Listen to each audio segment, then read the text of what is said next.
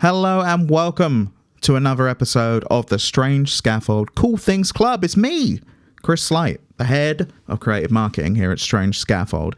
And you're probably wondering, Chris, why has it been such a while since we last heard from the Cool Things Club? Well, let me tell you, when you're a studio of part-time folks, myself included, we are all part-time, and you release from May till now Creepy Redneck Dinosaur Mansion 3, Teenage Mutant Ninja Turtles Tactical Takedown, and Co-op Kaiju Horror Cooking, all of those require a level of time from everyone that unfortunately was left the podcast a little robbed for time. But and also I Am Your Beast, Turtles, Creepy Redneck Dinosaur Mansion 3, they all came out on consoles as well, so you can get them on Xbox and the Switch and all sorts of places. But a lot of stuff happened. We also had the Summer of Strange Scaffold, where we revealed some new games like Space Warlord Baby Trading Simulator, and Truck-kun is helping me from another world. You may have seen us post about that on social media. If you haven't, you just heard about it now. But this episode was recorded back in May. It is sat just languishing and waiting for me to finish editing it on my computer for all that time. And it is done. We've been looking at our workloads. We've been figuring out how we're distributing time. It's done. We're back. We are now in production on 2 games that are coming out next year. The 2 I just mentioned. And yeah, I'm very excited. I'm happy for the podcast to be back because you're going to hear some cool things. It's really cool going back to May for me just doing the edit, which is weird. Like things hadn't been announced yet and we're alluding to them. But anyway, let's jump into the episode. Let's join the gang. I'm in the gang. Don't know what I'm saying. Let's join the gang. Let's go over. See you over there.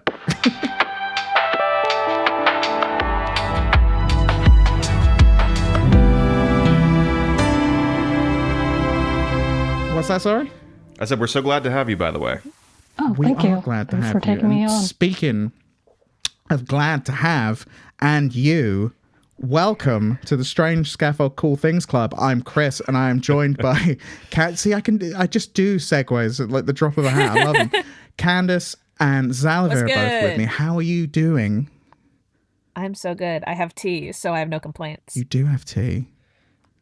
I'm also doing well. My topic today has me buzzing because it will be involved with a bit, and I'm not going to reveal the bit until it will be psychologically damaging to all in hearing range. So that'll be delightful. This seems right for you, yes.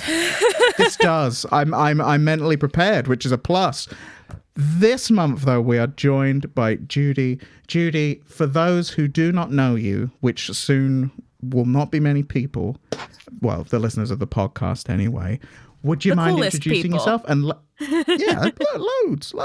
There's dozens. Would you mind introducing yourself and letting us know what you do here at Strange Scaffold? Of course, thank you so much. My name's Judy McCrory. I'm an illustrator and a visual development artist. Recently, I was the lead background artist, so I did design and paint for the newly released Creepy Redneck Dinosaur Mansion 3. Ooh. And I've also done a few other games around Strange Scaffold, just a couple backgrounds here and there. For Life Eater, I did the key art for Space Warlord Organ Trading Simulator. And I believe the older key art for Witch Strandings, but we did get that changed up a bit. It was all fun, though. I mean, so basically you're very, very good at what you do. Having now listed all of the things you've done, I was like, that's some amazing artwork. Like, that's really cool. Well, thank you for joining us. Yeah. No, thank you for taking me on. And I love chatting with folks who've been at Strange Scaffold for years and years, because it's always exciting hearing more about how the studio worked and is working now and how that evolution has come about. No, I think it's just been around, I don't know, since 2020, 2021, around then. So it's been a while. Didn't you say at the start of this call, Xalavier, this is the first time you've spoken on video? I believe so, yeah. I think I had seen Judy's portfolio, and I was really struck by my favorite thing when looking to hire someone is like deep intentionality and skill and versatility, and like everything in Judy's portfolio was like that in spades. So I would look for excuses to work with Judy on this project and then that project, but we just never ended up on video. So like it's really awesome to on a podcast talk about how cool it is to finally see Judy on video and see that the art cryptid I've been working with for so long is theoretically both a real person and continues to be very cool. Oh, yeah, now we know. Thank you. It feels kind of funny because Xalavier does like so many not tours but talks and such at video conferences, and I do watch most of them. So it's like, well, I've seen you. You haven't seen me. The truth revealed. Well, speaking of the truth revealed, it's time we talk about some cool things and the truth of those things. I was going to start with Xalavier, but because you've mentioned like emotional damage, I want to save that up a bit. You know, keep people hooked. I'm like, I don't want to go straight. I'm like, we don't want to go straight in with the emotional damage. So I will start things off. And today, what you got? I'm going to talk about a television series called Wolf Hall. Have you guys heard of this? Hall. No, great title. Wonderful. It's even better. So, it's a BBC production, and it is historical fiction based on 3 books by an author called Hilary Mantel. Now, it centers around all real people and real events that actually happened. It details the rise and fall of Thomas Cromwell, if you've heard of that person in historical fiction of the United Kingdom. You might not have, but you probably have heard of Henry VIII. He's probably the most famous historical king in the United Kingdom and the one that's gone on about a lot. Thomas Cromwell was a man who was low-born, as they would refer to it, I guess a bit more now in sort of fiction senses, but he was the son of an ironmonger, and he got a job with a person called Cardinal Wolsey. Cardinal Wolsey was a big figure in the church. He was a cardinal, and he was also the Lord Chancellor, because Parliament and everything existed by the time Henry VIII was around. He worked for him and slowly worked his way up, and Cardinal Wolsey became sort of a mentor, an employer, and a surrogate father figure. This is where the fiction of it all comes in. So Cardinal Wolsey, real character. Thomas Cromwell, real person. All the stuff that they did in the big sort of historical beats, all very real, but all of the stuff has been filled in a really interesting way. It's a very... I would say it's a very BBC drama. I think it might be on PBS in America, in that it's quite quiet. There's not lots of music or anything going on. There are bits, like historical sounding music, but there's not lots of it.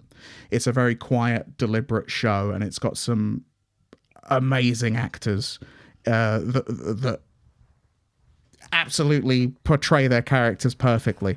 So... there's 2 series of it, in fact. There's been 10 years between each series. So I watched the first series about 10 years ago, and then just at the tail end of last year, the second series came out. And the second series actually picks up directly after the first. Wow. And the story it deals with, are you guys aware of Henry VIII?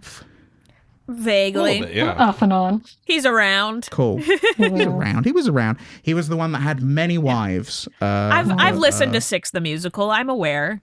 You listen to the Beatles. Yeah, there we go. So, this deals with Henry VIII, who comes... Thomas Cromwell comes to his attention via Cardinal Wolsey. Cardinal Wolsey has been put to the task of getting a divorce for Henry VIII, which is a annulment of his marriage to Catherine of Aragon. So the reason he wants this is because he wants a male heir to become the king in the future.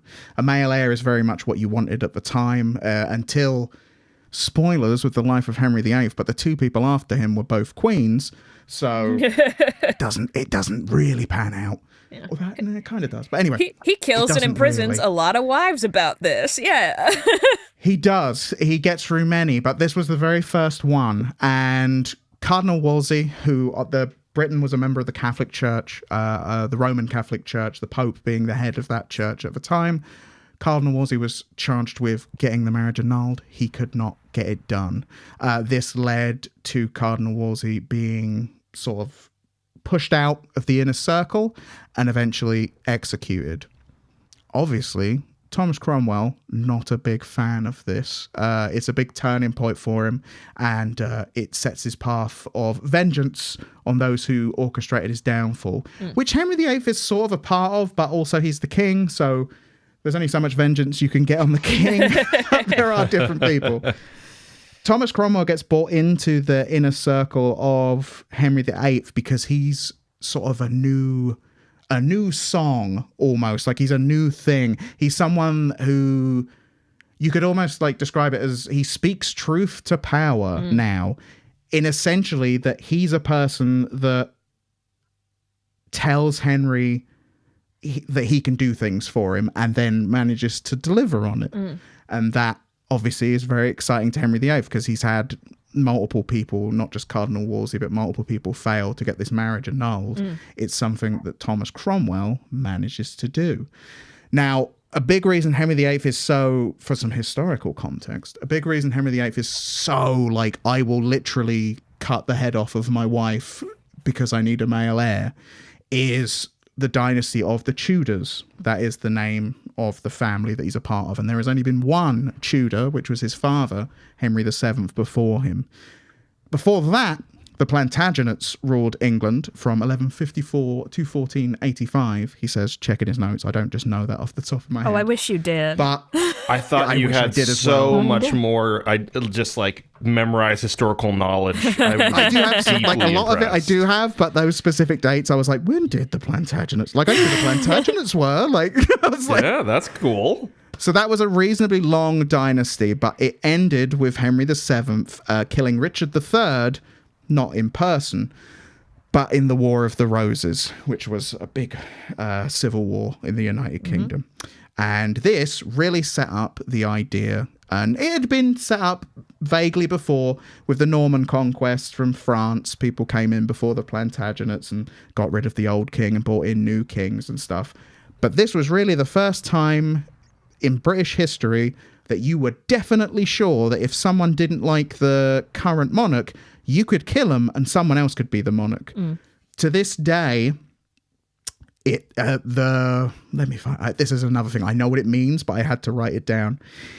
Eu et mon droit, which is on the royal seal and has been, it's still to this day, you'll find it on coins in England. It means God and my right. And that is what the royal family and kings and queens and everything had worked on until this point. It started to get a bit shaky because it seems God and their right can be determined by someone else cutting your head off and killing you in a battle. And then God, I guess, was with them the whole time. Right. So Henry VIII is very much wanting this Tudor dynasty to continue, and for that to be solid at the time, he really needed a male heir, and that's what he wanted.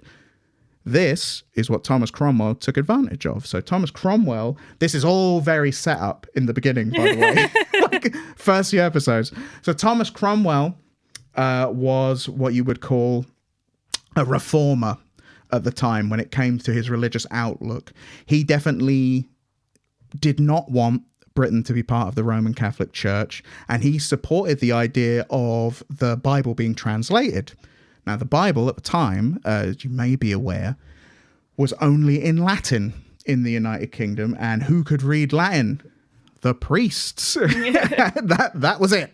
Common people could not read Latin. The people that could read, which was not much of the population, but the people that could would speak English, or the version of English that existed at the time. But he was very much that God should be in the hands of the people rather than in the hands of the priest.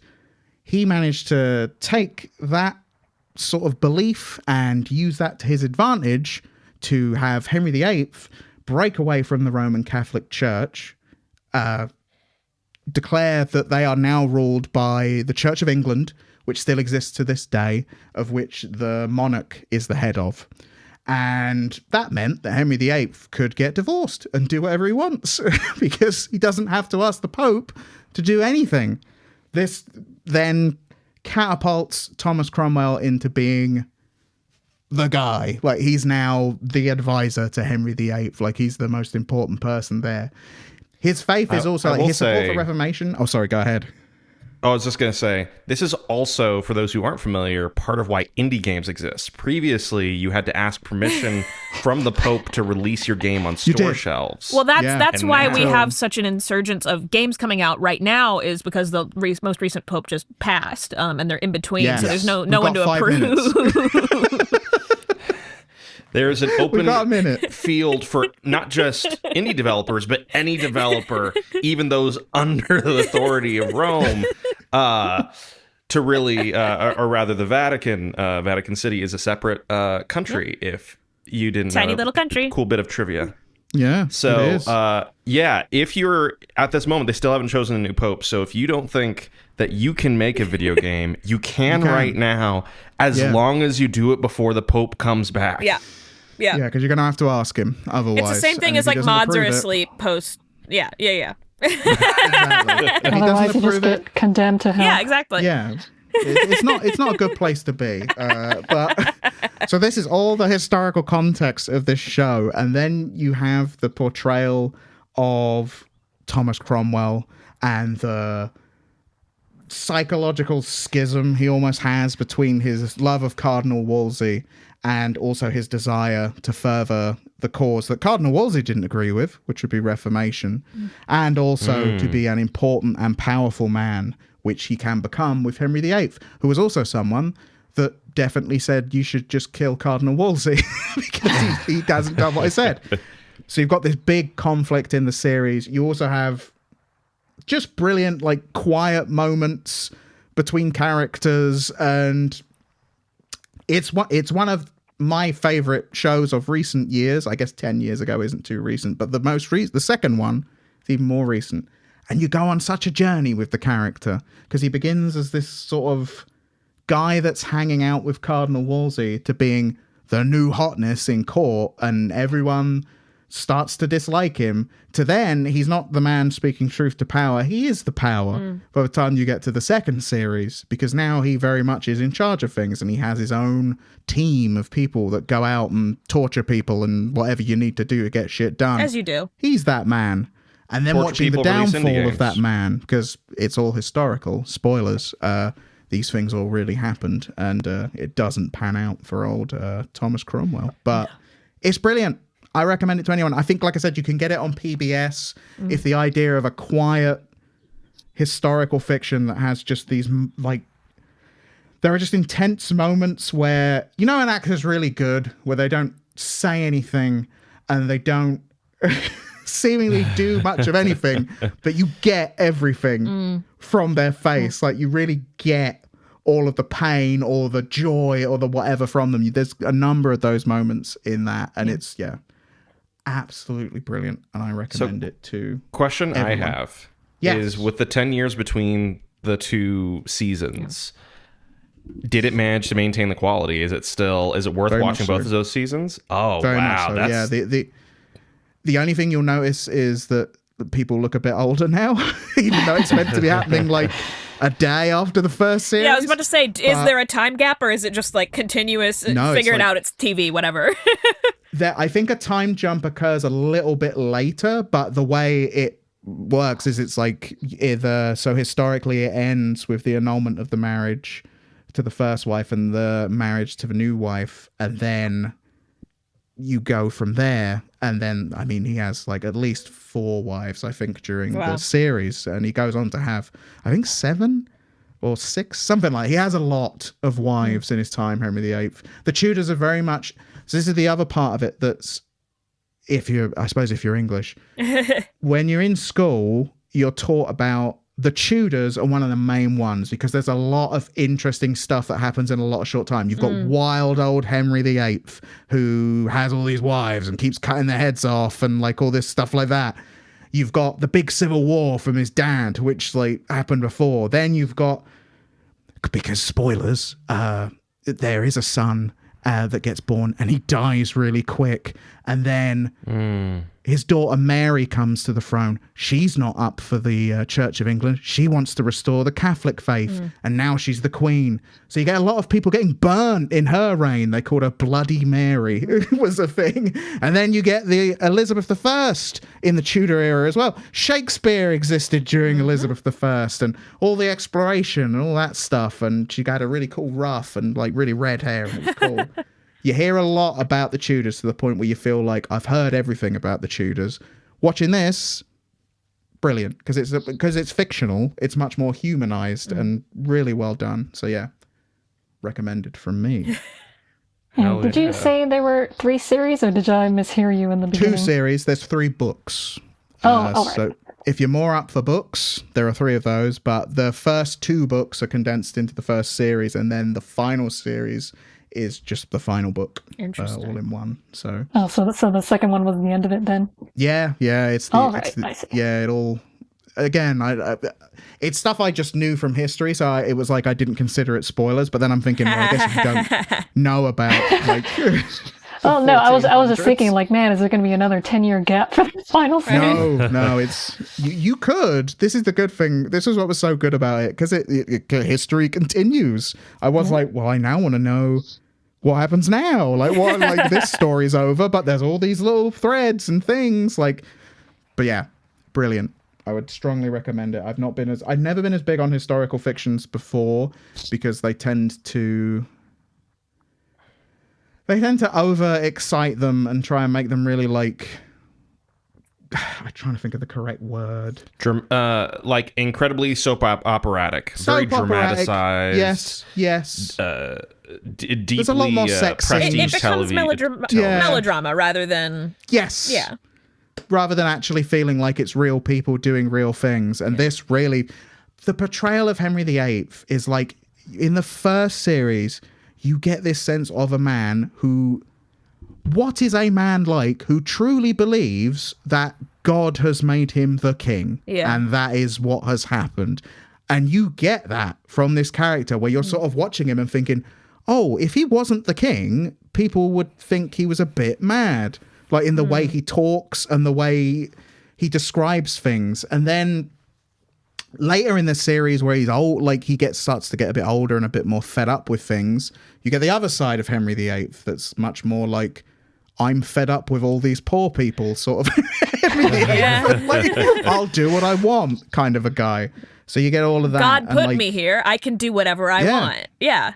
Essentially, and then So the way Britain evolved historically, the Parliament came up slowly over time, as opposed to in France where they just cut everyone's heads off and now it's Parliament. It was Parliament arose because the sovereigns couldn't get money. And if they wanted to go to war with France, which they loved doing, you needed to raise money. And the best way to do that was a parliament of all the lords that could then raise taxes. So he couldn't just do whatever he wanted. So there's also that interesting, like he couldn't just go, I want to not be married to this person anymore, done.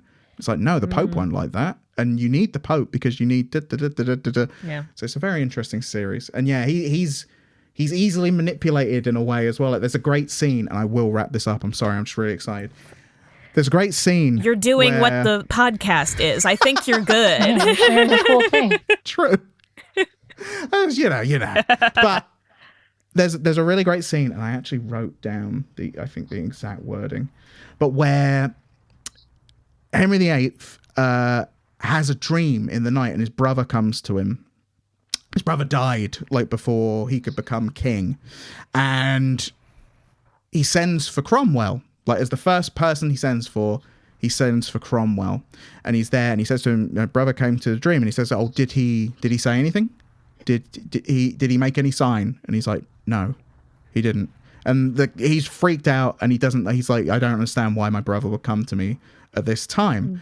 And Cromwell, seeing an opportunity, said, "Oh, it means he wants you to be the king he couldn't be."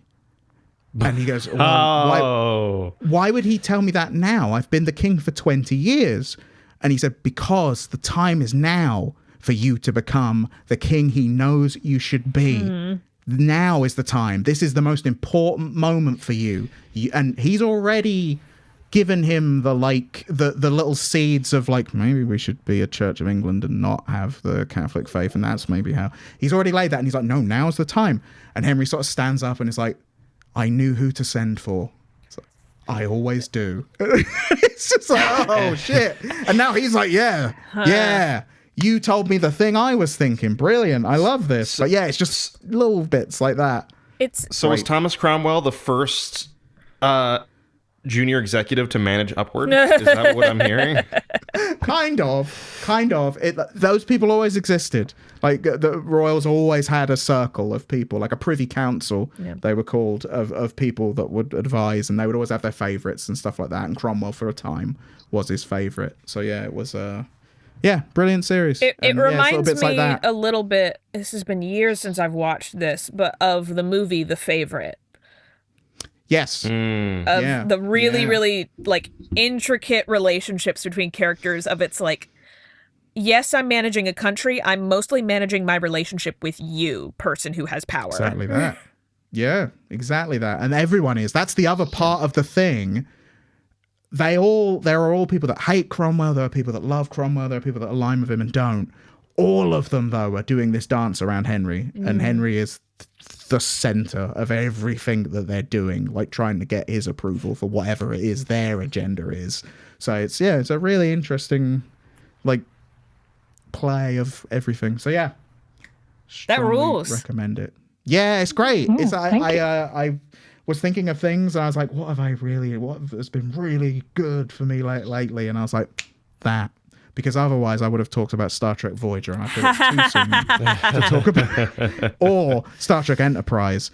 Whoa. You're like, I made myself watch all of that recently. Yeah, but another day, another time. That's not necessarily a cool thing. It has cool things, but it's not a cool thing. Speaking of cool things, I would like to know, Judy, what's your cool thing for the Cool Things Club? What you got? Now, my cool thing, I wanted to talk about today the Judgment series. It's a spin-off from the regular Yakuza series, but there won't be any spoilers for the main games because I know Xalavier is still going through like the billions of hours after finishing Yakuza 0. But so there's the main series. You can feel free to spoil away. I have learned at this point and accepted that I probably will not beat another game from the studio, but I will continue to love and appreciate them and pick them up. That's good then. But yeah, so we have like the main line, which is like, I don't know, up to 8 games at this point. And then back in 2018, they came out with a spin-off called Judgment. And then that one also had a sequel called Lost Judgment in 2021. That one was also really good, but I'm more partial to the first one just because it is the first one and it just feels more grounded than the usual series, which is kind of refreshing in its own way. Well, I mean, I do like the main series because, in the main series, you're playing as an ex-Yakuza, and then throughout the series, you're mostly in the same city, and you get a new cast of characters, and it kind of builds up all the way over the years. But then in 2018, they released a spin-off where instead of an ex-Yakuza, you're instead an attorney named Yagami.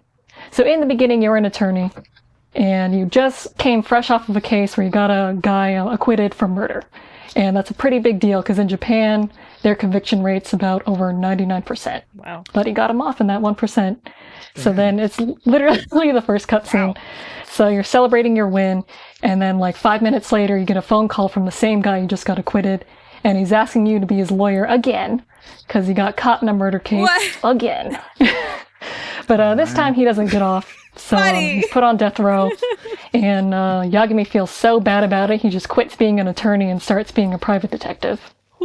So as a private detective, it gets a little bit seedier just because Kamurocho's kind of that kind of town with Yakuza and brothels, more crime, etc. So around 3 years later, he gets asked to be an attorney for another Yakuza member because now he needs to be acquitted. Because there's a serial murder going around, killing other current Yakuza and ripping out their eyeballs.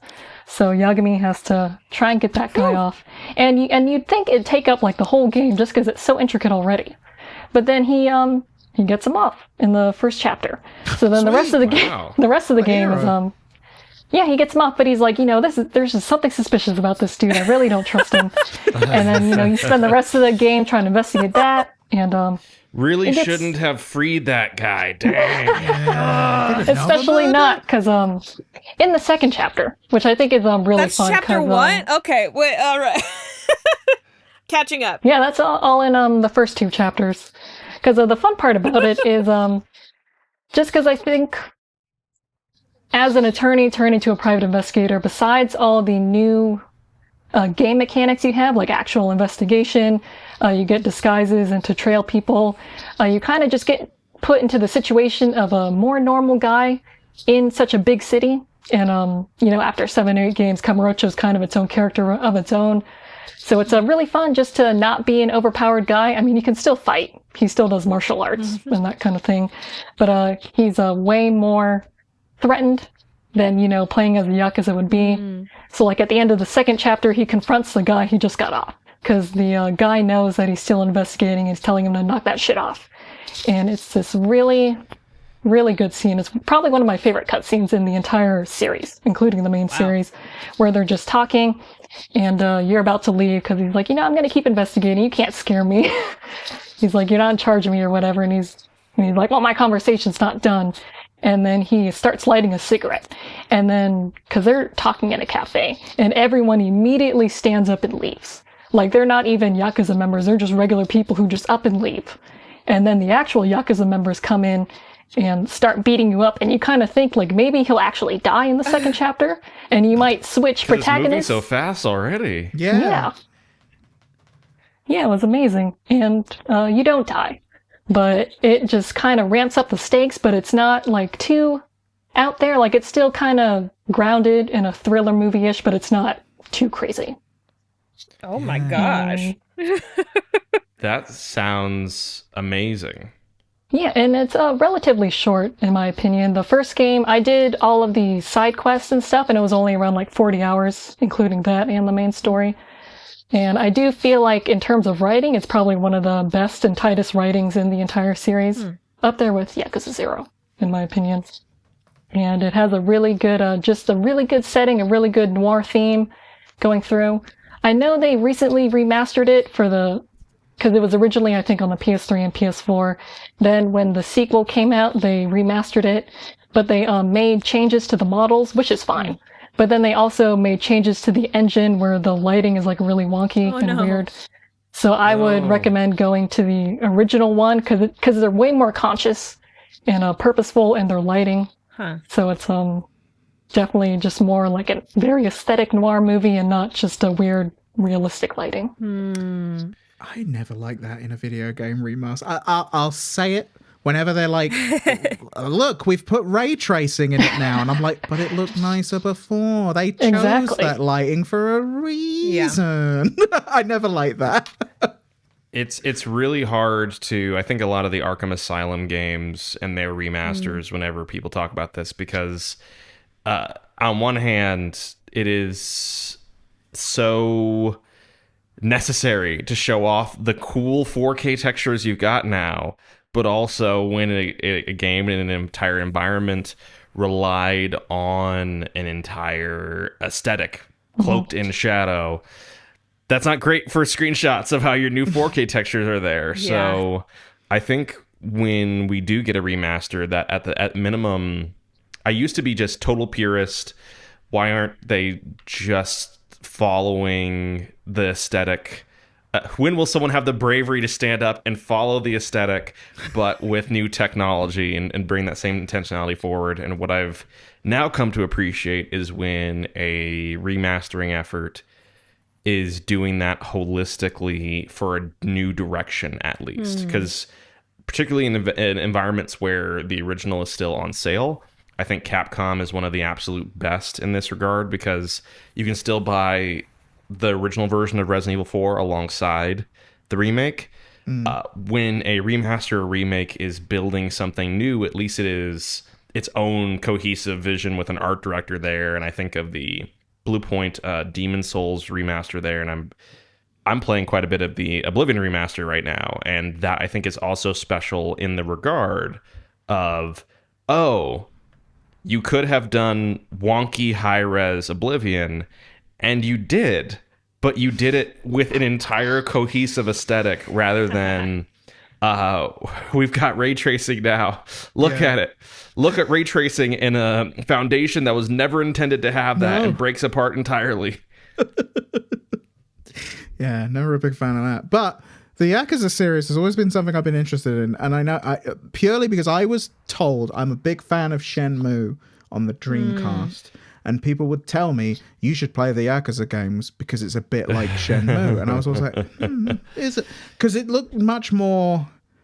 I played a bit of one once, and it was the fun, but massive dichotomy of like, here's a really serious, moody piece where it's like, okay, we're Yakuza and some like people are ripping out eyes or like whatever it was, like some serious stuff's happening. And then you'd walk down the street and someone would be like, hi, I'm dressed as a donut. Do you want to come in here and film some stop cars for a bit? And I was like, yeah, I do. But like, it was always like, this is such a shift. Like, and I think is that part of the charm of the game, I would imagine. Yeah, I would say so. It gets a little more out there. Like when it gets to maybe like 4, 5, and 6, it definitely has more of that type of stuff you're talking about. Yeah. I remember 1 and 2 were definitely like more grounded and like kind of more movie-like. I would say. I guess just more of like a more regular Yakuza type thriller thing. But then when it got to like 3 through 5, then they definitely started introducing just more fun elements. I mean, they are fun. I've never played a Yakuza game where I didn't have fun, even if I did have problems with the actual story. But each game I've always found something I enjoyed. I'm so intrigued because I've not played Shenmue or the Yakuza series, but like anyone who either talks to me about it or like I listen to on a podcast talk about it is just like, if you try to summarize either of those games, they make no sense to me because it's like, yeah, it's you're a hero and you're like battling people. And I'm like, okay. And they're like, yeah. And also here's this thing where you have to successfully gamble for like 20 rounds in a row. And that's how you progress. And then it, like you were saying with the donut example. And I'm just like, I don't have any idea what this object is. And I'm so happy that you're all having so much fun with it, but I don't know how to go in. I think one of the best ways to encapsulate what the entire sort of portfolio of the open world games that they do accomplishes is when they adapted someone else's work. Because in a field of original games with Yakuza and Lost Judgment, they also made a Fist of the North Star game. Fist of the North Star, Lost Paradise. They cared enough about that world, and they were about to move off the engine, but they just had, like, I think, spare bandwidth between games. And they're like, you know what we could do? Use this engine we're about to move off of for one more game while we have some time in between other projects. We're so efficient. I love the studio so much. And they end up producing a Yakuza game, but with an entirely different universe that's not their own. And the translation of the tonal dissonance and all these elements to a world that's really over the top, post-apocalyptic martial arts, obvious influences on the work that they went on to do themselves after, of course, the manga, which came out in the 80s, was released. As they fulfill that, you get to really just see the bones of what they do and how they do it work. So if you have a chance to pick that up, that's on PS4. It regularly goes on sale for $5. And in my mind, I always get gleeful talking about it because it feels like the lost Yakuza game. Because among other things, in the Yakuza games, there's a really serious crime story. We have to figure out what's happening with this one piece of real estate in Kamurocho. Everyone's battling over the missing lot or whatever. And then there's you walk into a batting cage, and if you play a little bit of batting cage, turns out there's a chicken who runs the entire thing. He needs help to be the best batting cage in Kamurocho. Of course. And that type of stuff transplanted to different setting, not their own. It's a batting cage, but of human men. Dudes try to drive towards you in the middle of the desert, and you pick up an entire post meant for holding up electricity. You pick up an electricity post, and you just wind up, and you get scored based off of how well you knock those men into the distance. Of course. And if you can hit targets at the same time. I mean... This sounds ideal. Yeah, you use your sounds like a martial great arts. One of the key phrases of Fist of North Star is "You're already dead," and then the dude's head explodes. There is a bartending sequence where your guy, you got to make a little bit of money. You don't have cash. So one of the things you can do is just be a bartender. And you hear about people's problems as you mix them drinks. Valhalla, eat your heart out, right? Yeah. So Here we are. So you're this giant buff dude in a tuxedo that does not fit you, mixing these drinks. And if you manage to mix a 5-star drink, I think what I was told was, and because I didn't manage to get to that point, but what I was told was your guy says, "You're already drunk." And the person falls over drunk and explodes. Whoa. And that seeing the bones of their artistic intent in this new form is one of my favorite things I've experienced. And Judy, if you haven't played it yet, I think you really dig Fist No, I of the haven't, Star but now I Lost will. Paradise. I was going to ask, would you say Judgment is a good... Because it sounds like it's kind of standalone, right? Like, could I just jump in on that one and play it? When I Oh, yeah, haven't you played definitely could Yakuza? for Judgment. Yeah. Great. Totally that different sounds universe. ideal. I think it might even be on Game Pass. They were all on Game Pass at one point. Oh, yeah, I think so. Interesting. Hopefully the normal one, not the remastered one. But who knows? Oh, good point. I'll have to check. Lots of But options. yeah. Yeah. Speaking of options, I'm going to pick an option of the next Cool Thing Club Whoa. entry. And it's going to be because we're saving the emotional and mental damage. I don't want to build it up too much, Xalavier. Sorry if I am doing that. But It's really not it's really not worth what you're building up to, but no, feel free. I realized It's worth that it when I to was like us. saving it for the end. Like I was like, I've probably built it up way too much now. But Candace, Yeah. what's your cool thing this month? See, I've been very torn about which thing I want to bring in, because originally we were going to record this in early April, and I was like, oh, I prepped this thing and I had it ready, and then now we're recording end of April, and since then I'm going to double dip. Is basically I have a transition from one into the other. We're going to do two cool I have things. two whole an cool unprecedented things. move. Unprecedented move, Wow. truly. I'm bending the form. I don't know. I'm deconstructing the. Xalavier's left. If you Yeah. could see the video, he's gone. Oh, no. Yeah, he exited. I'm just turning off my camera very briefly. No, I thought that was a deliberate bit. Then I realized we're in audio, so no one would see it. It's a bit for me. Yeah. But a little bit earlier this month, I, for whatever reason, just got a hankering to rewatch a show that I watched maybe a decade ago, which is wild for me because I very rarely revisit like TV shows or novel series over and over again. It's kind of, I read it once and then I put it in the back of my brain and then I don't revisit. No autism for you.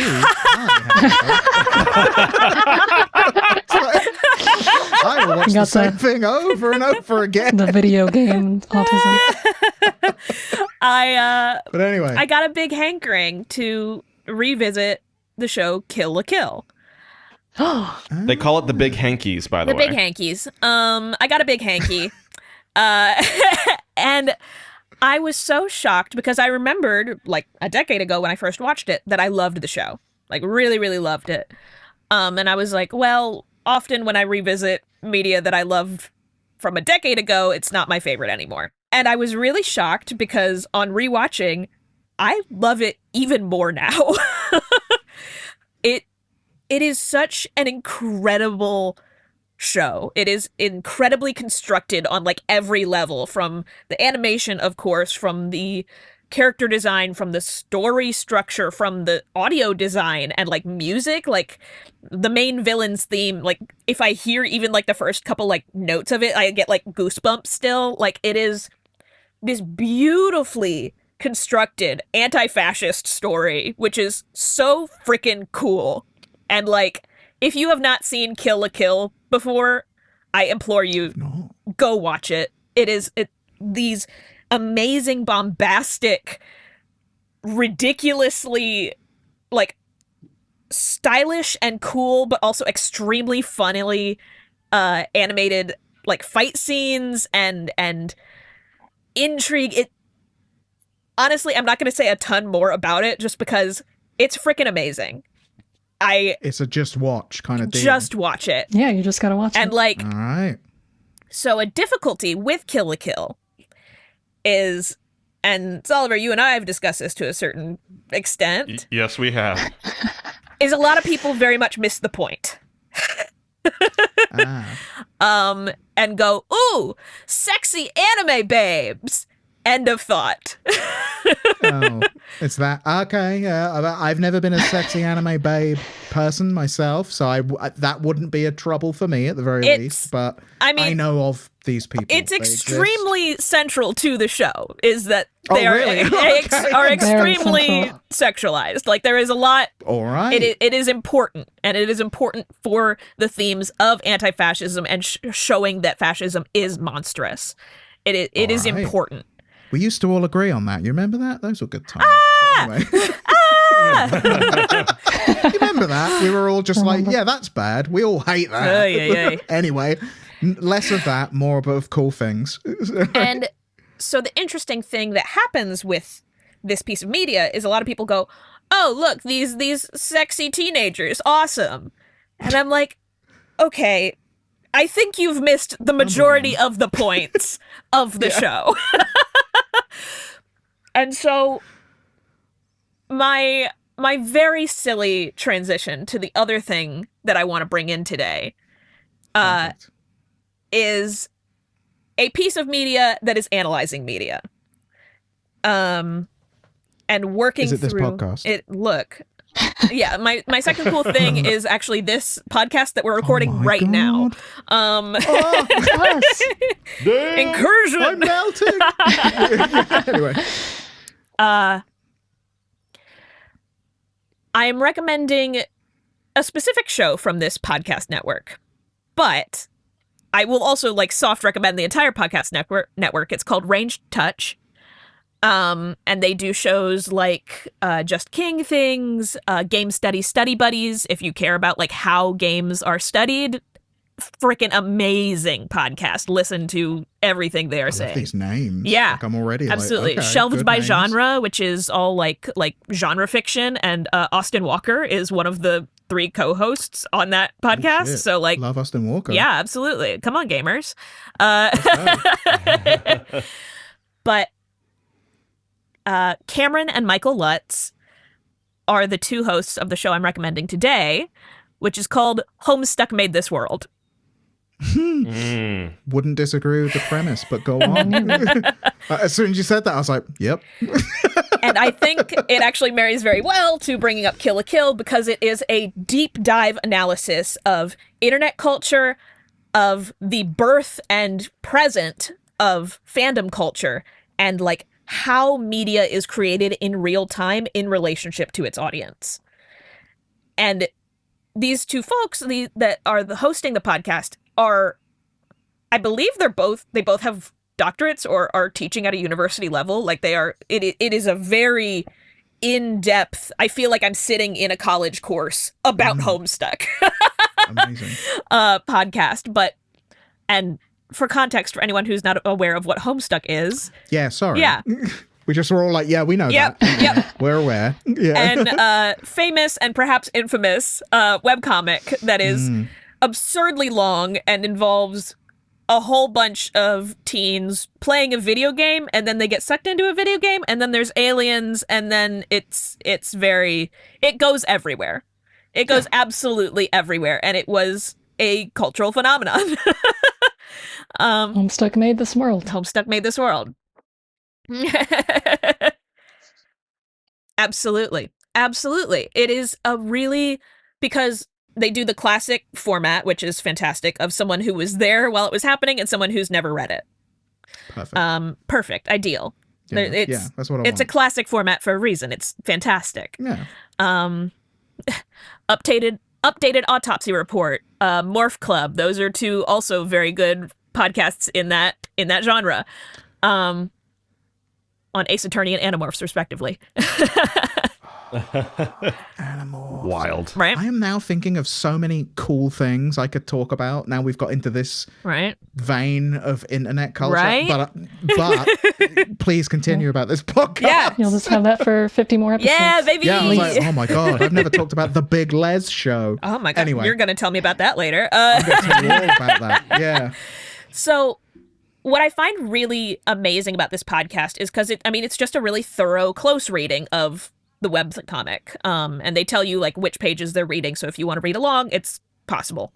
As much as you can actually find the comic now, but that's a different kettle of fish. Yeah. But Homestuck, like, does so many different things, and it was so refreshing and like enlightening to have someone really go through it with a fine-tooth comb, and like something that he does, because Michael Lutz, the part of the reason that they're doing it is he is writing an academic book on Homestuck. Shit. So this is part of Let's his go. research process. Yes. And he goes through like the Something Awful forums and Tumblr as like the actual like timestamps as updates are places. coming out. Yeah. And he was there also, so he's looking at his own posts at the time. Oh no! I'm so glad I was never in Something Awful forum. I never got involved in that, and I'm glad I didn't. Newgrounds, yes. Something Awful, no. I was too scared. Like, it was.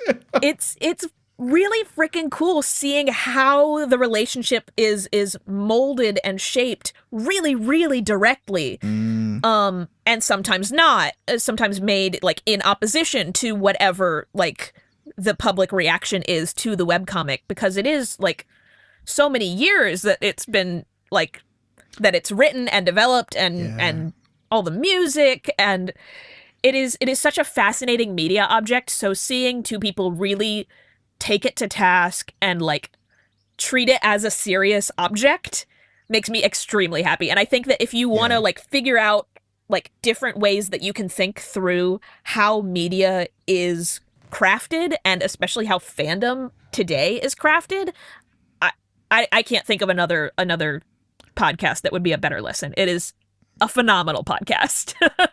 What is it called again, Candace, as I type it into my podcast app of choice? It is called Homestuck Made This World. Getting it. That sounds amazing. From Ranged Touch. Homestuck Made This World, and you can consider me subscribed. It's amazing. And it's complete. The artwork. It's all complete. Oh, it is? Yeah. It's done Yeah, now, the so I can podcast just is listen to complete. the whole thing? Yeah, you can listen to the whole thing in one go. Shelved by Genre is still good. running. Game Study Buddies is still running. So, like, you can definitely hop on those trains if you want to keep going with them. But, like, they've also done, like, close readings of the Fallout series. So, like, yeah, there's a ton of options. Range Touch rules. I love that. That's like Homestuck, and I would like, because I was a teen at the time of, like I've mentioned, Newgrounds, but obviously there was Penny Arcade. There was like, if anyone remembers Neo Tokyo, like I remember that. Yeah, I don't remember if I thought it was good or not, but I definitely remember that one of my friends read it and it existed. And even Control Alt Delete at the time, when I was like a teen, that was still like a thing that existed and was on the internet until it got really weird.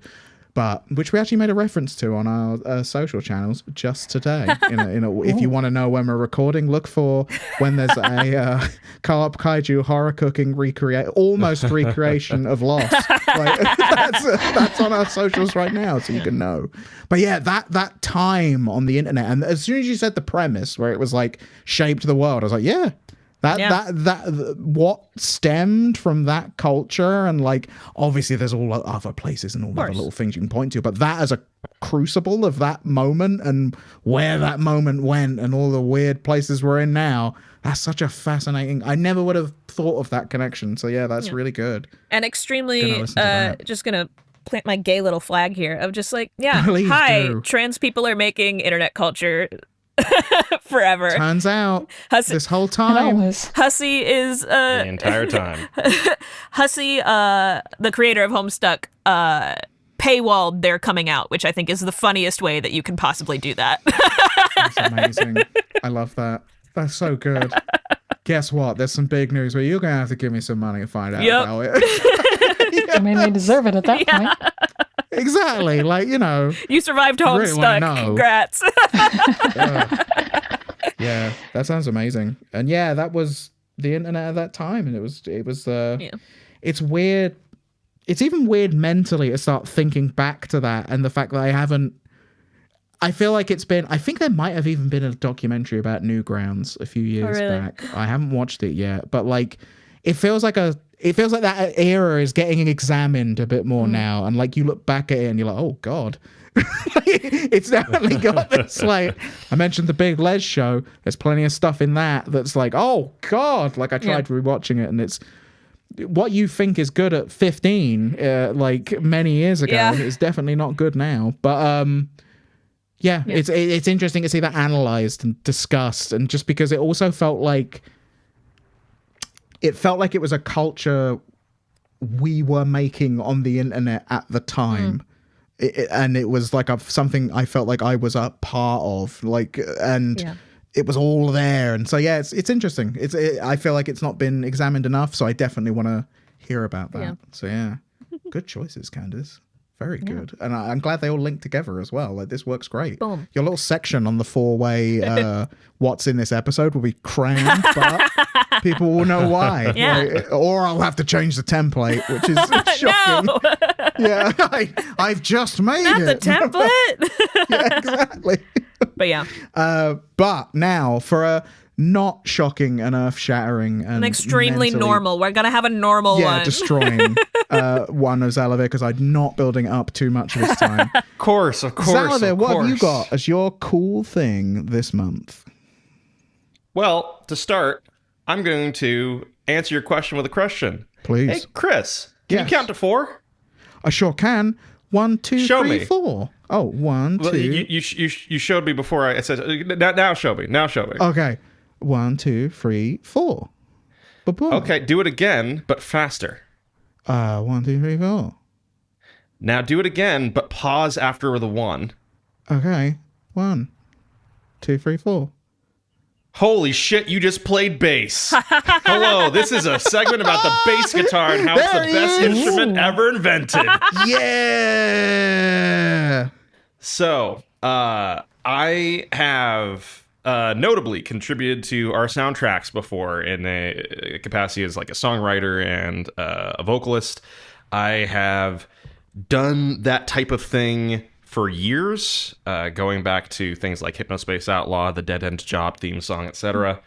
But I haven't considered myself musical. I thought I would never learn an instrument, and the reason why is because when I don't see a path to being able to do cool things with a thing, when I imagine a future of 5 years of playing hot cross buns before I can barely pluck out a Wonderwall, I don't do the thing. I feel tired preemptively, and that's on me, but I know it's a very human reaction, particularly when we're surrounded by content that is content and hobbies that are comfortable. Content and hobbies that you can slip into, and things you can decide to never engage with as a person because that isn't for me. I'm going to focus on this little patch. Thank you. And that doesn't limit me as a human being. It does. It limits you as a human being, and you don't have to stand for it. And the mighty bass is what will free you from your prison. If you have ever played Guitar Hero, actually the bass works the exact same freaking way. And it's wild. You have the root notes, baby. You have 4 strings. You press down on one of those strings. You hit on that same string with your pick a thing, and you played a note. Congratulations. If you... Again, I think so much of even like physical limitations where I've wanted to get into guitar. I played Guitar Hero and I was like, you know what? Guitar is the sickest instrument ever. And then I found out I'd have to contort my hand into unholy positions. And because I started working in games really early, my hands started to corrupt and get fragmented really early. So, and there's not a way you can defrag a hand as far as I know. So, I would try to bend my hand and to learn positions. Who knows if that exists? I try to bend my hand into the positions to do like a G chord or an A chord. And I've got also large fingers. So I'm pressing a bunch of buttons at the same time. It hurts a lot. And again, I'm looking at a future of playing at most maybe just the A chord badly in one direction. No. I have come to, at this point, was a separate discussion for another Cool Things Club, have a love of dance. I've learned to two-step, one-step, country waltz, and country polka. I've learned a bunch of different line dance choreography. I was like, you know what? I have my rhythmic activity. It is a thing that exists in meat space, which is something I've been looking for forever, a non-digital hobby. Music just isn't for me. There's nothing that I've tried playing with little teenage, I think they call it teenage engineering. They're little sequencers, which are such fun little devices. Yeah. They also made the Playdate, which is great, and we made a game with them. So Recommendation for that, Dog. it's called Recommendation Dog. Cute. I have tried a bunch of different entry points and looked at a bunch of different ways to get into music in a way that felt valid to me. I see it as just, all I do is sing. And that's valid and important for everyone else except for me. I'm too incompetent to play an instrument, or so I told myself for years. But then last March, I went out to visit my very good friend, Hunter Bond. Hunter, formerly of Strange Scaffold, now running the show over at DreadXP, which is Hunter. doing amazing things. We have big love for Hunter. And he told me as I was driving up to visit him for a weekend, hey, by the way, I'm going to ruin your life when you get here. And I was like, great. I love to hear that 3 hours into this drive. Yeah. And when I arrive, we're hanging out. We do some cool stuff. But one of the things he does is he takes me into his garage and he shows me the bass guitar. He's a bassist. And the beautiful thing about the bass is because it is so direct of an instrument, you can be playing Seven Nation Army in a half hour. You can do Smoke on the Water in a half hour.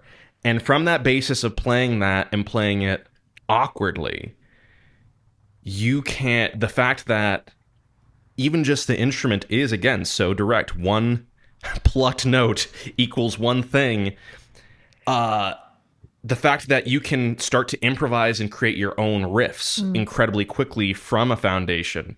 Every bass song or bass line that you pick up teaches you a technique you can bring into your own playing. It has such a rewarding feedback loop. It is such a direct and accessible instrument that I've now been playing bass several times a week for the past year. I'm just past my first anniversary of being a bassist, and it changed my gosh dang life. It changed, and it isn't just that, again, the bass is the objective, perfect, cool instrument. It isn't just that it causes you to listen to songs in an entirely different way, because now every song I hear, I'm like, oh shoot, look at what that bass line is doing. And God bless my wife. She doesn't find that annoying. She's like, oh cool. You should find the tab for that. Or she'll send me a link because she's the best.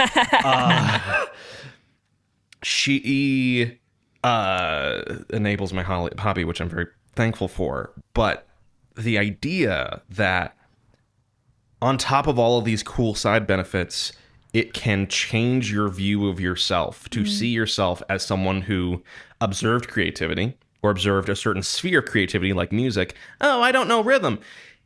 You just follow the instructions. It's literally like a note chart. We call it a tab, and it tells you hit the 1 string, then hit the 5 string on that. Hit the first segment on the first string, then hit the 5th segment on the first string, then hit the 2nd segment on the 2nd string. Guess what? That's the fucking bass line for your favorite song. Aren't you excited?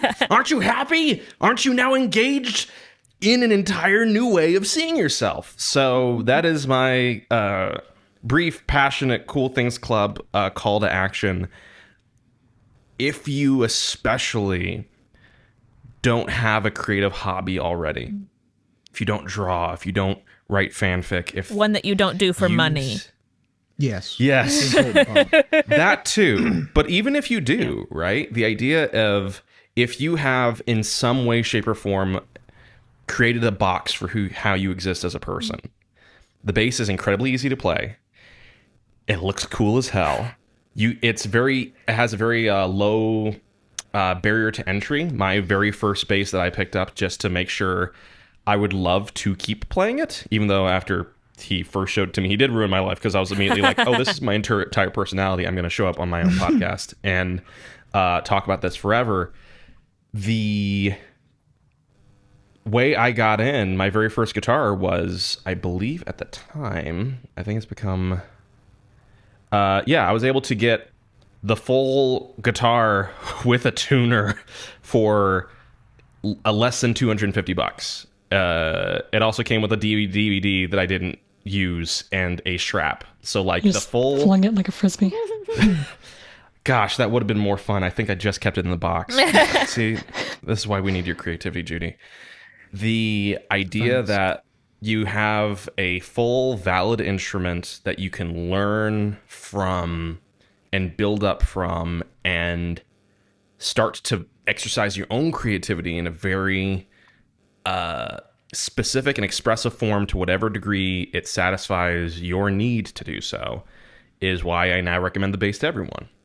It is a door not just to a bunch of incredibly cool ways of thinking about your favorite songs, but also for a lot of people, it is an instrument which will allow you to suddenly say to yourself, yeah, also I play music. Suddenly the box I put myself in is gone. So that is why I recommend wholeheartedly as my cool thing the concept of bass guitar, and why I would also say don't look up on TikTok or anything else bass guitarists, because you'll see a bunch of people do slap bass and they'll go sicko mode and they're playing with their fingers and you were like, oh, I didn't even know you could play with your fingers. What? In whatever I recommend a pick, that's how I started to play. That's how I still play. That's how a lot of the great bassists did play. It's valid. And you just start playing. Yeah. You just find a song with a simple bass line. You look up what we call the tab for it. Ultimate Guitar has a lot of really good tabs. And you just start playing. You start playing and you start opening your idea of who you can be. And suddenly you might find that you're open to a lot of things that you weren't before. And that you are a much cooler person than you ever believed. Yeah. One piece of this that I really love is you like emphasizing the relatively low barrier to entry. I think that's something that, particularly in this stage of capitalism that we're in, a lot of us get caught up in, myself included sometimes, is just like, oh, well, if I'm starting a thing, I need to start it right. I need to buy whatever the best equipment is. Yeah. And then I psych myself all the way out because, oh, the best equipment is like $500 and I don't even know if I want this. So like, I'm a huge advocate for like, cool, buy the cheap one. Like buy something that works, but isn't the best in show, whatever, every single magazine is recommending it. Find something used, but like, what I'd say, get in there. Even more than that, and that's a great point, but I'd say even more than that, the best advice I received, again, from Hunter, a very wise man, you can see why he's a CEO of a publisher now, is get the bass that you will play. Because in his garage, there was a bunch of different basses. He's a bassist. And there was something there called a short scale bass, which is a bass in the form factor of a guitar. It doesn't have the long neck. When you're first playing bass, especially, if you're starting on what they call the P bass, the precision bass, the standardized bass, stretching that far with your arm and stretching your fingers that far can feel really uncomfortable. But I picked up this short scale bass and I felt like Mjolnir, and it sounded great every note I played. And I was like, oh, to actually start, to Candace's point, do I get a different bass? And he said, get the bass you'll play. If you walk into a guitar shop and you start playing some notes on that thing such that you struggle to pull yourself away from the guitar, that's the guitar you pick up because that's the one you'll use. So for me, I started with a guitar that is derided on the internet, a short scale bass. It was a Fender Squier. And ultimately, I played that for a lot of the past year because it was the most enjoyable one to play. And then I moved to a P bass because my finger strength and my tastes of what I wanted to play and how I wanted to play had changed a little bit. And and then I realized, again, a derided bass, I really like playing unhooked from an amp. So I asked Hunter for permission. I was like, hey, I hear that these things called acoustic basses, but everybody on the internet hates them. Can I get an acoustic bass? He said, if you'll play it, get it. It's the bass you love. Go to a guitar shop, play some acoustic basses, and find one that sounds great to you. And I went to a guitar shop, and what you can hear a lot of this, what you can hear of in a lot of this is me giving myself permission to like things and to figure out what it means for me to like things, which has also been transformative in the last year. But I start playing these acoustic basses, and several of them don't speak to me. They are expensive and high quality, clearly. Even just going by the price tag. But the tone of it, the experience of playing it doesn't speak to me. And there's this one bass in the corner. We have two guitar shops right next to each other, one locally owned and one that's a Guitar Center. And there was one in the corner of Guitar Center that was, again, a cheapie. It was like, and especially in music terms, it was like $500. And when I played it, it felt like magic. It sounded perfect to my ear. It was a really, really warm tone. It was clearly cheaper in terms of build construction, but it was the thing I would play, and my wife was with me. And Brienne was like, you need to get this bass. I said, but what about the other ones? The other ones are higher quality, or maybe I shouldn't get a bass today. She said, this is what you'll play. This is what you love playing. So get this gosh dang bass. And I did, and it's by my desk. I'm gonna pick it up. Yeah, let us see the one you adopted. Ooh. I mean, that's lovely. It's too bad I no play one it else every can see day. it. I have a rough meeting and I play it. I have a good meeting and I play it. I pick it up. It's by my desk. I can play it for 5 minutes. I can either make up a riff or I can do what's the it's Olivia Rodrigo song. Oh, Brutal. I do the bass line for Brutal by Olivia Rodrigo 2 times. Then I put it down. And my life it feels wider and richer than it was before. So, yes, lower barrier to entry and not being obsessed with that is important. But I think one thing that, in general, and I've now connected with more musicians around this, I think is so key to at least finding an entry point into music in some regard, no matter who you are. And again, bass is, even if you don't have rhythm, even if you feel very uncomfortable with it, it is so accessible. It's playing Guitar Hero. You too can play bass. I have people have come to my home to interview me. And I have, before I would let them leave, taught them how to play bass. The thing Bridge that is troll really, that makes really you play bass. Cool. The thing that's really, really cool about music in general is that you come to especially enter a community of people who are all like, it's how you play it. It's how you engage with a thing you love and how you engage with it. And how you love it is what matters, not if it is the #1 ranked thing on any website. You learn about amazing music that was made with instruments that people on Reddit are very snooty about. My best advocacy for bass is that it is that or maybe some mystery instrument out there is the instrument that you play that opens up more of the idea of you. And that's really cool, especially because under capitalism, especially in a non-digital format, there's so few of those things. Yeah. Agreed. As someone that also had played the bass for the same reason that I was like, the guitar confuses me so, like, I wish I could play it, but I can't do all this, and I can't remember all this, and I will never learn all of this. An addition to what you've said, because I've over the last year I've also been learning to play the drums, which is not an inexpensive way to get into the world of musical instruments.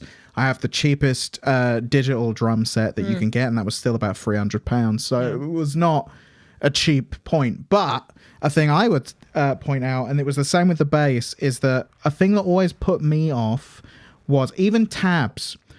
Learning any of the names for the musical concepts and everything and what those concepts were and how I'm supposed to do them and everything like that always just like invaded my brain with like, this is too much. Like you cannot learn this. This is not a thing you can do. And I was like, okay.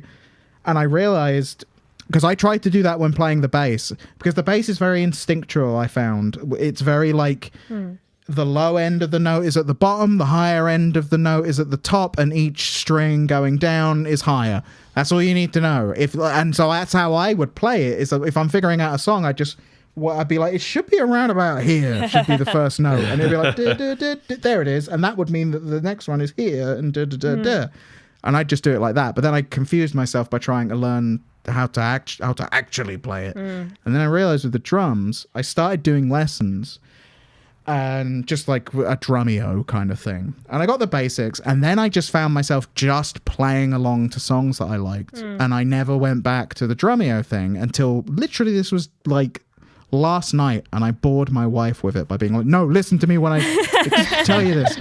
But it was a video, because I've been learning Beatles stuff recently, and as you said, the way of appreciating music definitely is being like, oh shit, look at what they're doing. Like, this is crazy. And I've never thought about the way this guy plays the drums. Is he's left-handed, but he plays a right-handed kit. So he leads with his left hand going round in a right-handed way. It's really interesting. And when you listen to his fills, you suddenly go, oh yeah, that's what he's doing, isn't it? He's going this way, but that way. And it's interesting. But anyway, I was watching a video from Drumeo, and they were going like, well, of course, as we all discuss, the third triplet, which is a half triplet coming in here that Ringo's doing, is at 4/7, and the thing with the triplet and the thing with the inverted paradiddle and the ghost notes.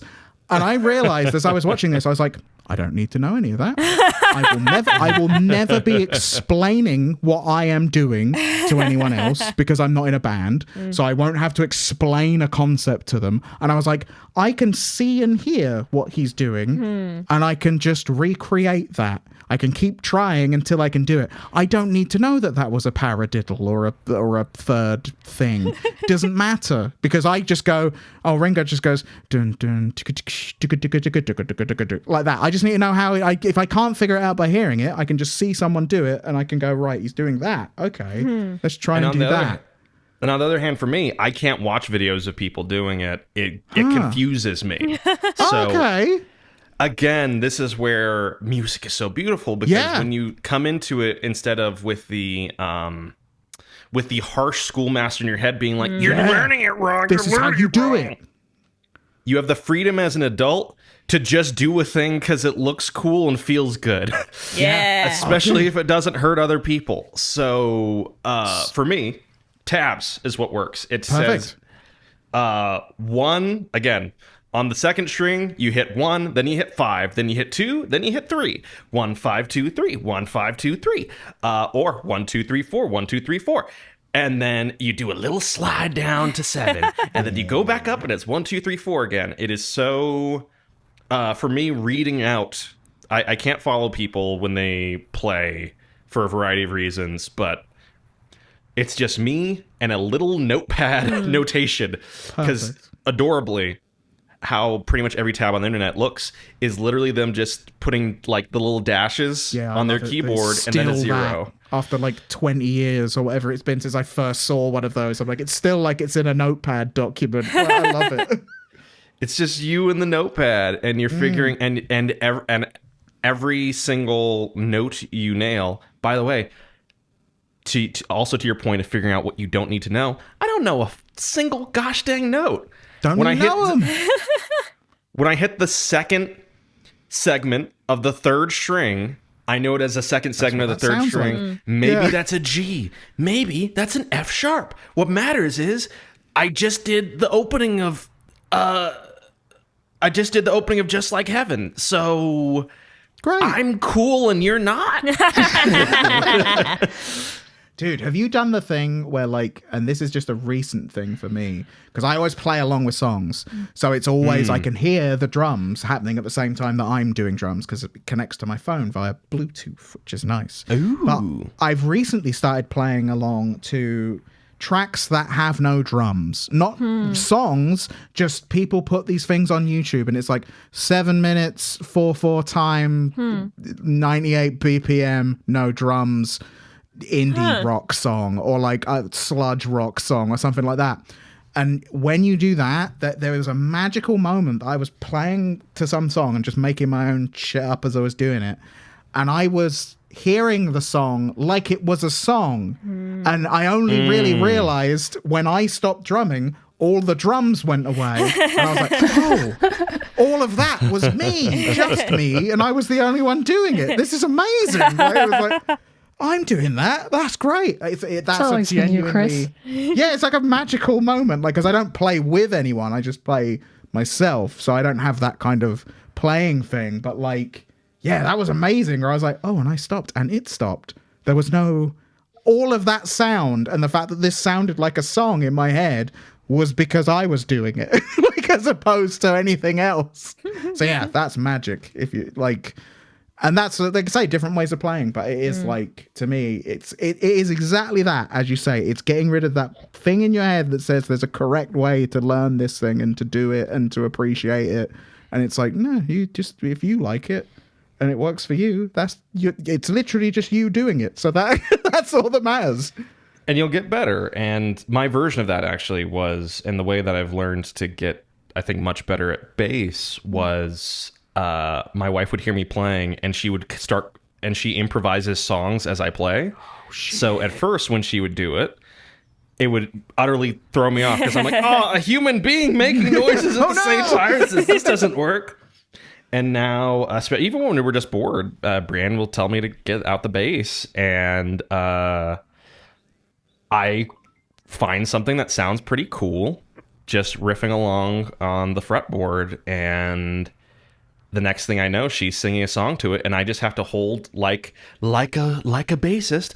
I just have to hold the rhythm I've established, and I've gotten better and better at that, to the point that now I know just how things naturally sound there, that I can move and do a little improvisation while she's singing, sometimes to line up with her singing.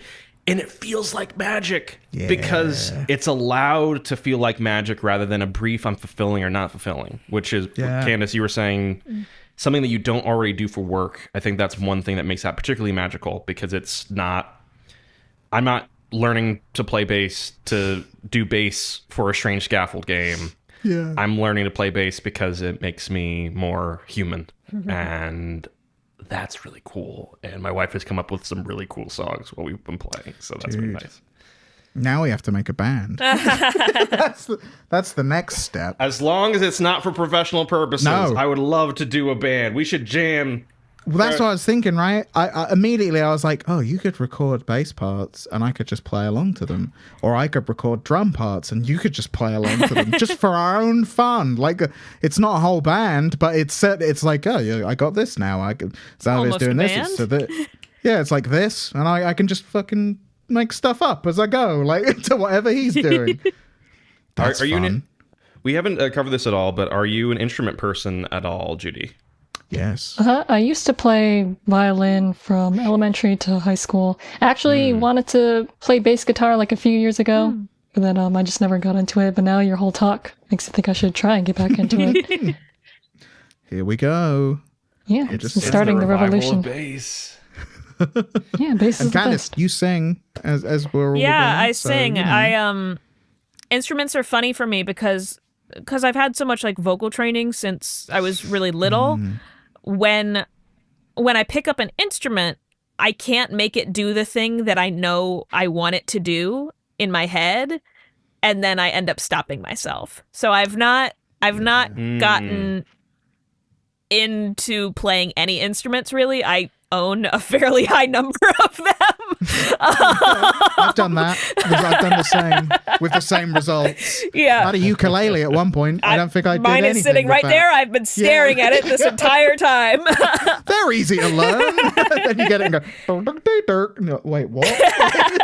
It's a surprisingly difficult instrument, but yeah, It is. Yeah, I've attempted to play a lot of instruments, but because I have such a depth of training and skill at this point in vocal music, it's been something I've had a lot of trouble transitioning into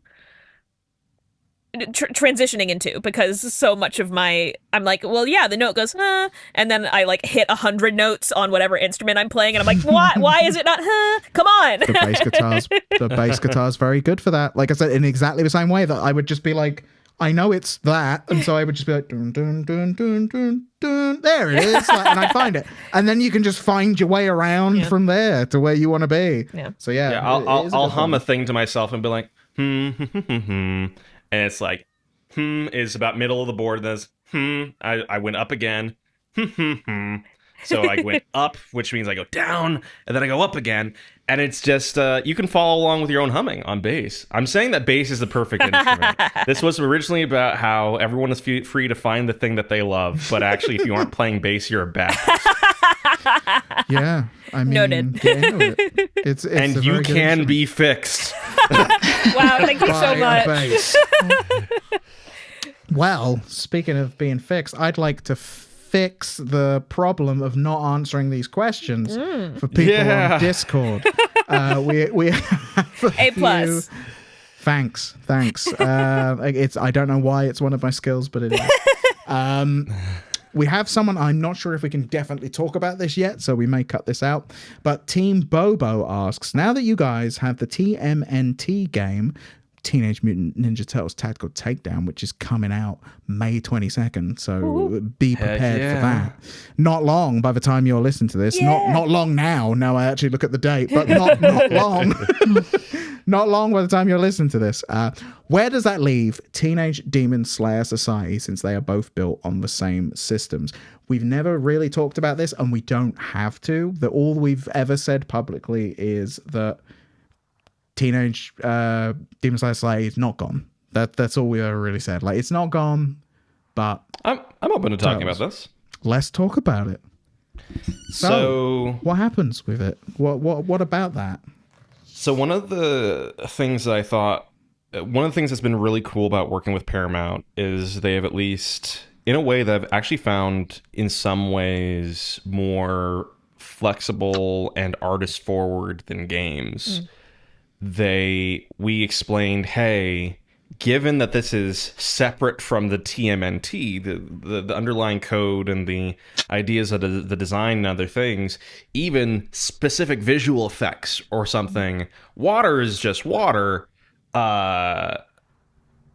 So we want to make sure that when we're building this game alongside you, we don't lose the ability to explore also the universe that we were previously creating ourselves. And they gave us no hard negotiation in that regard. They were just like, yeah, that sounds entirely fair. So Yeah, fine. We still own the universe of Teenage Demon Slayer Society. We still own the underlying code and that sort of foundation for making action-focused strategy titles, these turn-based beat-em-ups or character action games or what have you. I don't know exactly when we're going to make and finish Teenage Demon Slayer Society, because TMNT is our current focus and there's a lot of cool stuff we want to do there. But fingers crossed, it's on our minds and in our hearts, and something that we will, after we do some other really cool stuff, return to. So we have nothing barring us from doing it, and it's something that we get to return to when it makes sense for us and for the studio at large, as we're exploring all these other cool things too. This is the thing in the back of my head at the moment, is that I'm consciously aware of other things that are really cool that nobody has any idea about, and they're not going to for a little while. Yeah. But I'm just like, shit, guys, you're gonna like some of this. I've teased a few of these. We have, and it hasn't necessarily been noticed as much. But let's make it a little noticed. One of the things we talked about is that we're returning to the universe of Space Warlord Organ Trading Simulator. We did. So we're doing a follow-up to that universe that explores its mechanics and its setting in an entirely new way. Candace is one of the creative collaborators on that project, which has been really cool. It's a lot of fun. I'm thinking about we're doing El Paso too, obviously, and we aren't just doing follow-ups to universes we've explored before. We're doing new things, including a title that explores cars in a new way. Can I say that? You think that's safe to say, yeah, Chris? I love that. You love, yeah. That is so suggestive and scary. That's great. Yep. Like, do we? If you've ever wanted to explore the body of a car, if you've ever, we've teamed up with Pixar, and we're going to finally Lightning McQueen and Clickold are going to come together in an amazing new collaboration. Oh, come on. You know that the pairing has to be Toe Mater and the Clickold. Toe Mater with his reality bending powers can take you to new heights. I picked Clickold for shock. You picked the right one. No. Toe Mater and the Clickold. Absolutely. Clickold is still in there. Yeah, he's still here. Don't worry. Yes. At what point does Clickold go inside Lightning McQueen? Because he's a car. So he's a car. It's not weird. It's not weird if you say it's not weird. But, exactly.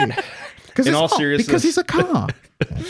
Teenage Demon Slayer Society still exists. It's something that we plan to return to at some point, but ahead of time, we need to do bits about exploring Lightning McQueen's body and need to actually make El Paso 2, as well as the Space Warlord follow-up in this car game we're really excited about because, it's letting us explore a lot of new aesthetics and even soundscapes that we've never touched before. Mm-hmm. No, that's one of the most exciting part. Like, I can't spoil to it. I saw some artwork and it made me go like, oh God, we've really never done this. This is amazing. Like, this is going to be a whole new thing. Like, but yeah, love that. How many new sounds can a car make? Look. Hey, and why are they making them? That's what we're going to find out. Like, but moving on to another question, which is from Sanika. And sorry, I did say the last one was from Team Bobo, but I think I did say that.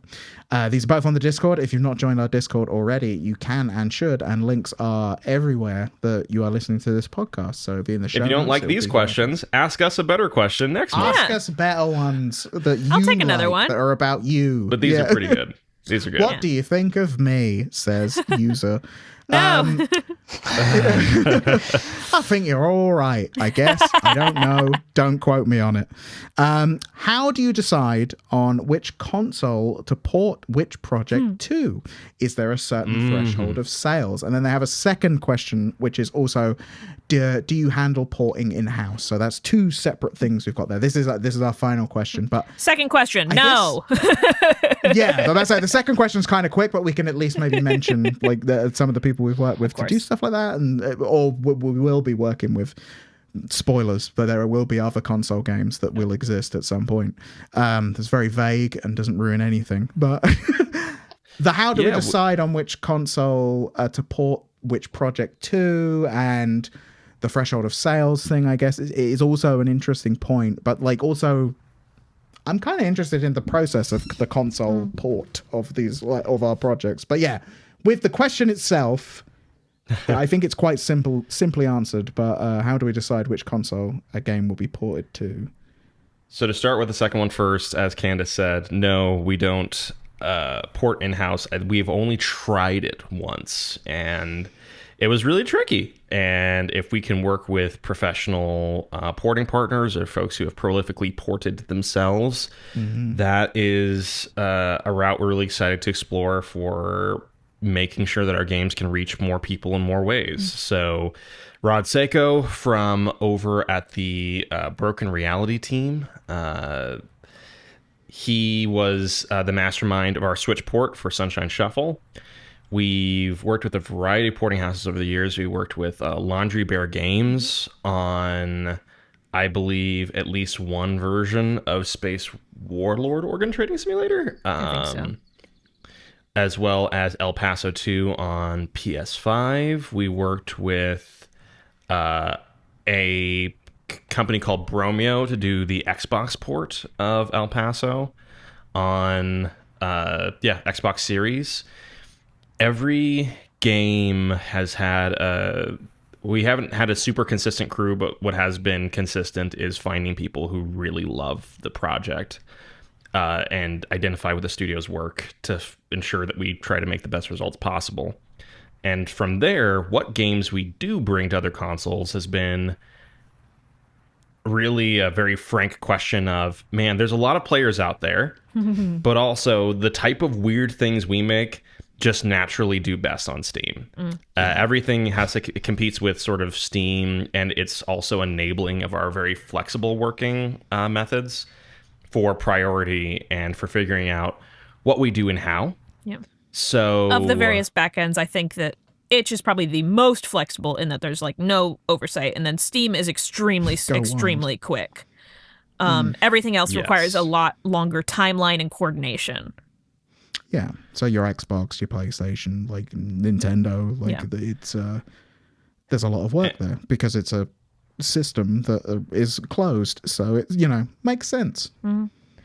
So when we're looking at other places, honestly, for us, it's who from the platform level shows up for us and also identifies with and supports our work. So the reason we've showed up on Xbox so often is just very frankly, they have with marketing support and cash showed up for us again and again. And even as far back as An Airport for Aliens Could They Run by Dogs, when publishers were telling me, I think one of the best emails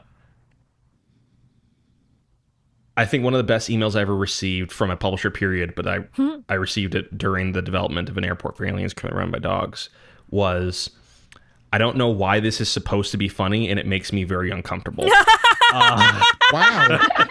You should frame that. Exactly. It's such a glowing ovation. I just realized as you said that, because I know I've realized a few of us sort of met you during that cycle of you bringing that to the public at like trade shows or whatever it was.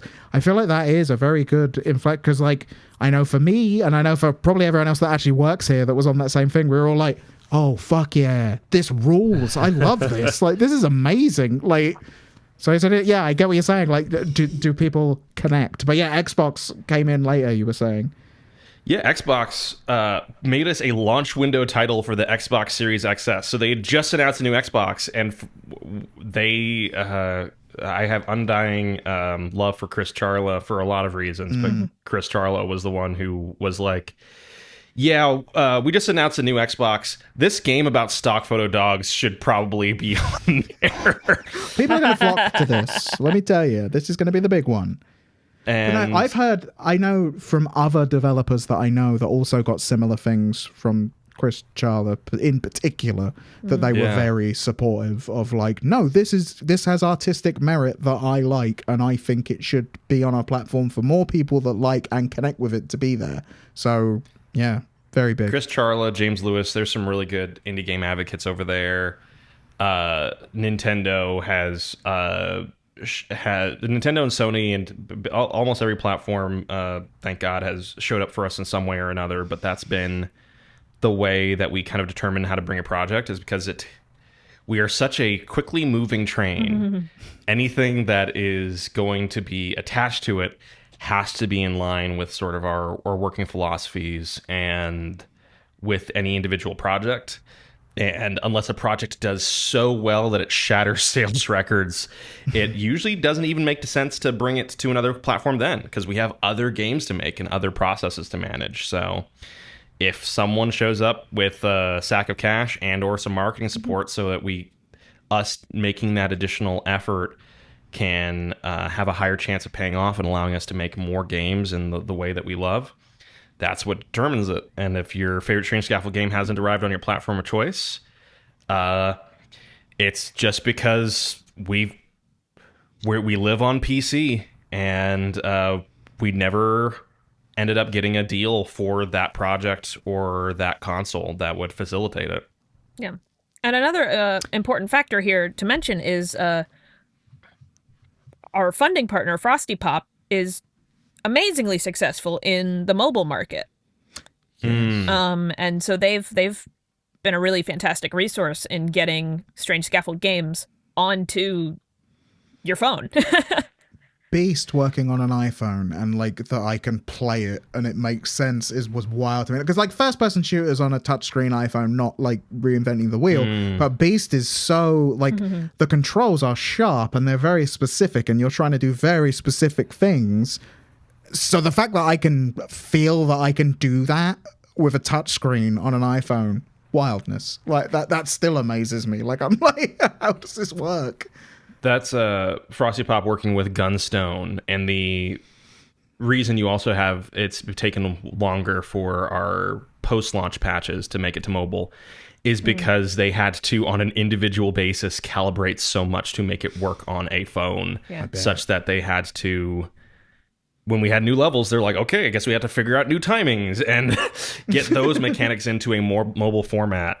So that is another thing that impacts our ability to port other places. There are quite literally games that would be nigh impossible to bring other places. Witch Strandings on any console would be a wild prospect because it was built to be specific to your relationship between your mouse cursor and yourself.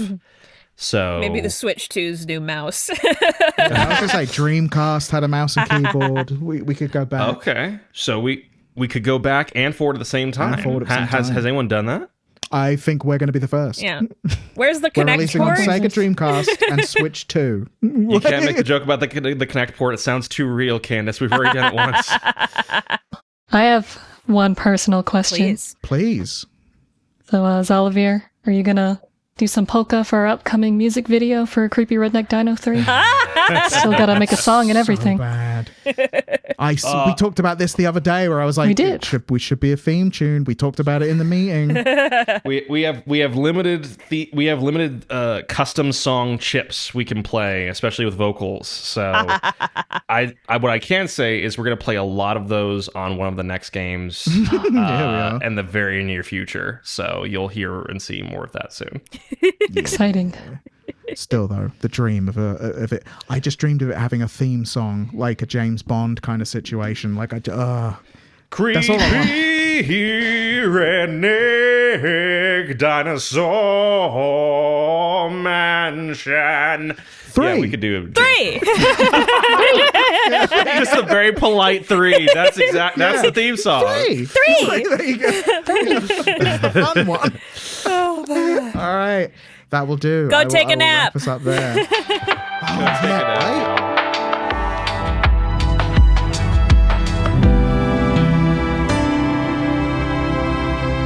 Thank you for hanging out with us in the Cool Things Club. If you haven't left us a review before, we'd greatly appreciate it on whatever place you happen to be listening podcasts in. More people discover more cool things that way. Also, follow us on the social media places, the internet. Follow us on that because we're always posting in progress screenshots and videos and all sorts of stuff for our upcoming games. Also, if you want to chat to us or ask questions like the people did at the end there, join us on Discord. We've also just recently, or not recently anymore, actually. No, not recently. A couple of months ago now. Yeah, a couple of months ago, but recently to you if you didn't know about it. We've revamped, I don't know why that mattered. We've revamped the Patreon, so do go and check that out. All support is incredibly gratefully received. We're a small part-time studio of people making cool and weird video games for you to enjoy, so we greatly appreciate it. For now, though, we will see you next time here in the Cool Things Club. Thank you for joining us yet again. All right, love you. Bye, bye, bye. See ya, bye.